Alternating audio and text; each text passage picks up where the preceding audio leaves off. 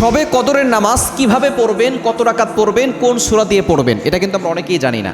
শবে কদর আমরা অনেকে শুধু 27-এর রাতে তালাশ করতে থাকি। নো, শবে কদর শেষ দশকে নবী সাল্লাল্লাহু আলাইহি ওয়াসাল্লাম বলেছেন তোমরা বেজোর রাতগুলোতে তালাশ করো। 21-এর রাত হতে পারে, 23-এর রাত হতে পারে, 25-এর রাত হতে পারে, 27-এর রাত হতে পারে, 29-এর রাতও হতে পারে। সুতরাং এই শবে কদরের নামাজ আপনি বিশেষ করে প্রত্যেকটা বেজোর রাতগুলোতে আপনি পড়ার চেষ্টা করবেন। শেষ দশকে আমরা এই সময় অনেকে কেনাকাটা নিয়ে ব্যস্ত হয়ে পড়ি, এটা আপনি কখনো করবেন না। আপনি অবশ্যই আমল করার চেষ্টা করবেন, কেননা যে শবে কদরের রাত্র পেয়ে যাবে সে 1000 মাস অর্থাৎ 1004 মাস ইবাদত করলে, 83 বছর 4 মাস ইবাদত করলে যে সব হবে সেই সব আল্লাহ পাক রব্বুল আলামিন তার আমলনামায় দিয়ে দিবেন। সুতরাং এই জন্য কিভাবে নামাজ পড়বেন শবে কদরের জন্য অনেকে মনে করে যে সূরা কদর মনে হয় এতবার পড়তে হবে, সূরা ইখলাস মনে হয় এতবার পড়তে হবে। কিভাবে পড়বেন আমি বলে দিচ্ছি।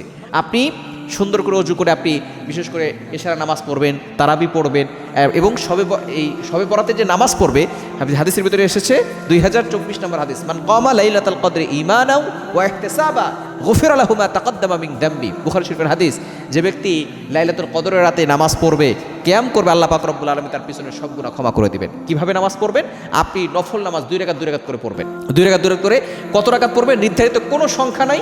আপনি 2 রাকাত, 4 রাকাত, 6 রাকাত, 8 রাকাত, 10 রাকাত, 20 রাকাত যা পারেন আপনার সাথে যতটুকু করে আপনি ততটুকু পড়বেন। তবে পাশাপাশি জিকির আজকার করবেন, কোরআন তেলাওয়াত করবেন এবং বিশেষ করে কোন সূরা দিয়ে পড়বেন এখানে নির্ধারিত কোনো সূরা নাই। সূরা ইখলাস এতবার পড়তে হবে, সূরা কদর এতবার পড়তে হবে, এটা নির্ধারিত কোনো সূরা নাই। আপনি যে কোনো সূরা দিয়ে পড়তে পারেন, যেটা আপনার কাছে ভালো লাগবে সেটা দিয়ে পড়তে পারেন। এভাবে পড়ে দোয়া করবেন, আল্লাহ পাক রব্বুল আলামিন আপনার সকল দোয়াগুলো কবুল করে নেবেন।